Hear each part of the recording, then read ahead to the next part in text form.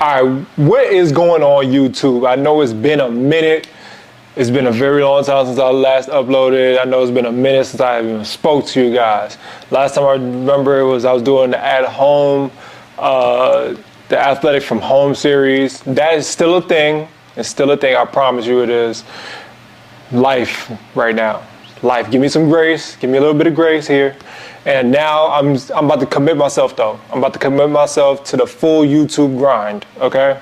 So a lot of my stuff is gonna be coming on here on YouTube, so you're gonna see some shorts, you're gonna see some videos, some long form content.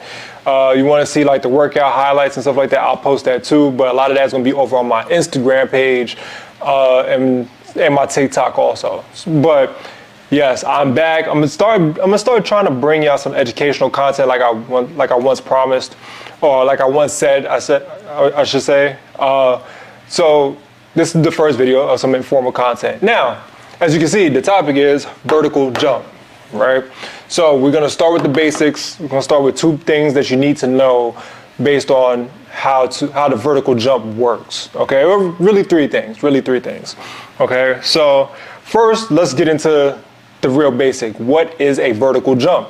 So let's say there's a basketball hoop, right?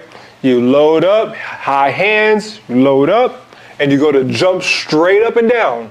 That's a vertical jump, okay? Simple, plain Jane, right? Now, what are the muscles that you need to activate a vertical jump, right? So muscles used is your glutes, quads, hammies, calves, and your upper body. So your upper body makes up about like 10, 15%. So what that means is your core plays a part, and your arm swing plays a part to be able to get you more height, more momentum, upward, horizontal, upward, whatever it is, it gives you way more momentum. So it takes about like 10, 15% of your upper body for your vertical jump, okay? So that's why when you see people, and I know some of y'all that do this too, your squat jumps. Squat jumps, you don't squat jump like this and jump. Your hands don't go down and you jump. You reach up, land, reach up, land. Squat jump, vertical jump, okay? I'm sick of that. I'm sick of seeing that, all right? Anyway, so let's get into it, right? So let's say I'm someone, or you guys, one of you guys out there, ladies also, want to start getting athletic or want to, start playing sports, whatever it is, get into basketball, football, baseball, track and field, whatever it is, run a marathon, whatever, right? You gotta start with some basic movements. So we gotta break it all the way down on how you can increase your vertical jump or even just start to be able to get you to jump without hurting yourself or be able to jump and land properly, right? So the mechanics of your vertical jump, right? So let's break that down, right? So first thing first, we're gonna start off with is let's go from the bottom up here. Let's go extensive plyometrics, okay? Extensive plyometrics. So those are more of your quick, low intensity movements, right? So something like skips, double or single leg pogos, and line hops, right? So y'all seen me do a lot of double leg pogos, lateral pogos, single leg pogo jumps, bounds, some skipping. Y'all see me do this stuff whether on here or on my Instagram or my TikTok, right? So those are lower in intensity but higher in volume, okay? So all that means is a low impact plyometric. And all this does is it helps get your Achilles, your calves, all your knees, hips, everything, foot and ankle complex all warmed up to be able to start jumping. Okay, so if you are someone who just sat on the couch for X amount of years and all of a sudden want to jump up and go try to dunk a basketball, you're gonna hurt yourself. You're just asking to hurt yourself. So let's not go through that. But something like single leg pogos is something real simple that you can do. You just bounce up and down on both feet. So basically, if this is my foot, if my hand is my foot, you want to bounce on the ball of your foot here, all right? Ball of the foot is just hitting the ground each time. So if I'm here, I'm just pop, pop, pop, pop. It's like a little hop. It's like a little bounce, right? So that's to help warm up the tissue, get you used to being able to jump, what it feels like to jump and land continuously, right? So, and then from there, once you progress and you feel comfortable, you're warmed up, now we can start hitting the lower level stuff. Again, we're starting with the basics, some lower intensive plyometrics. Okay, some lower intensive plyometrics. Those are more high intensity, lower in volume. So what that means is something similar to like either a def drop or bounds, right? So if you ever see someone like me, aka me, I'm stepping off a box and I'm doing a def drop, right? That's high intensity. Working on building my brakes, working on my landing mechanics, working on being able to brake at the knees and hips. So, and then if I go into a def jump, I'm landing off that box, I'm jumping straight up in the air, and then I'm landing back at that loaded position, right? So those are way more intense than your extensive plyometrics like your single leg pogos. So your def jumps, I want to use that as the example because it's the most relatable one that a lot of us see. Also, you guys see bounds too. But anyway, def drops, you typically, anything high intensity like a def drop, you typically want to go something low in rep. So anything like 3 to 4 reps, nothing upwards of like 6, 8. But then again, it also depends on the person. So if that person needs 10 reps for whatever reason, they go 10 reps. But it's very far few in between, typically between like 3 or 4, maybe even 5 reps of it. Meanwhile, something like your single leg pogos here, you can go up to like 10 reps on them, on each leg, both legs, whatever you're doing, right? Or you can do it for time, which is also something that you can do.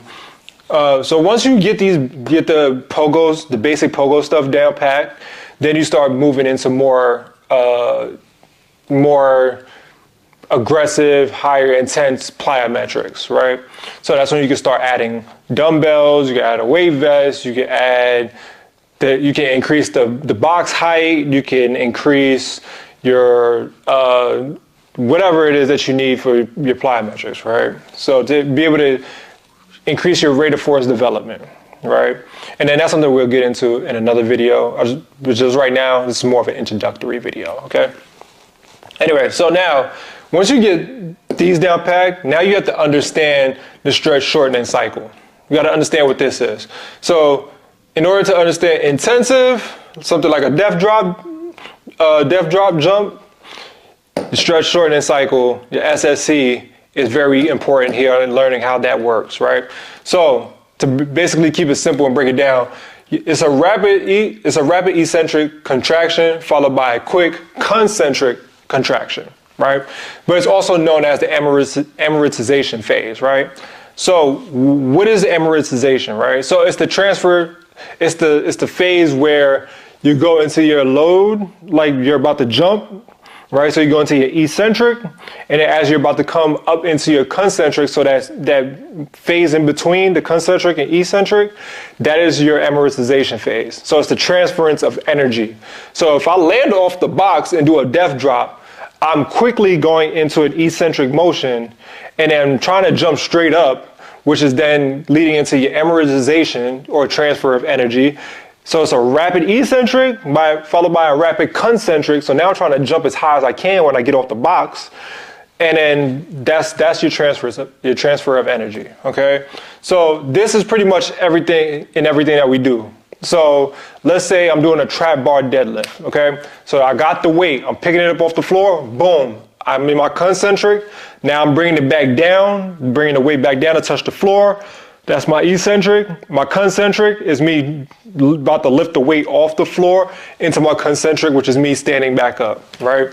So anytime you're about to jump, run, jump, all that stuff, you have to plant, you load up, that's your eccentric.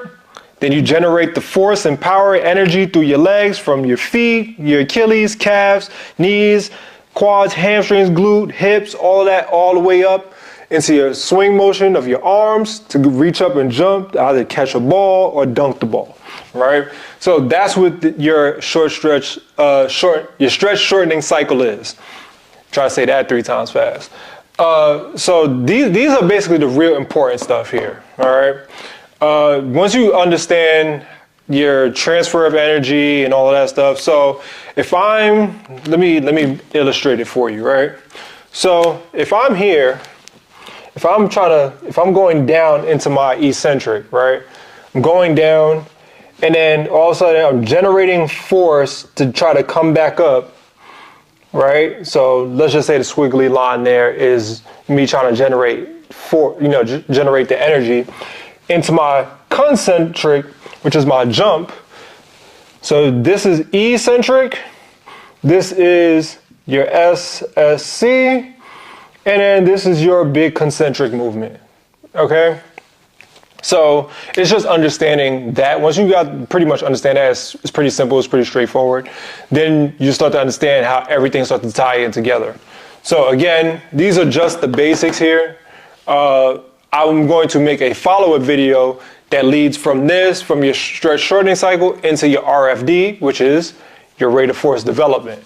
So, because all of it ties in together. And then, especially when you're programming, you want to start with intensive plyometrics, get the tissues warmed up, which then lead into your most intensive plyometric work that you're going to be doing for the day.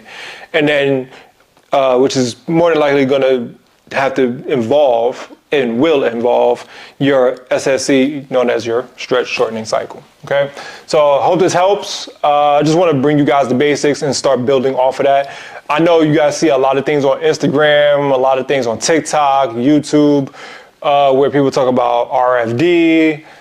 They talk about how to increase your vertical jump, but don't really explain what your vertical jump is and the components of your vertical jump.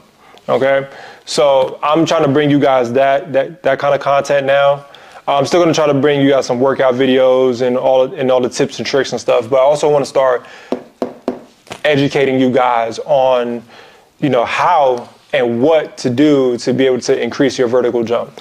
So yes, you have to get stronger, which is, when you get stronger, then you can hopefully generate more force, but it's more about your relative strength as opposed to just being able to squat and deadlift 600 pounds, for example. So you have to be able to incorporate your plyos, and you have to be able to incorporate your lifting, combine it with a smart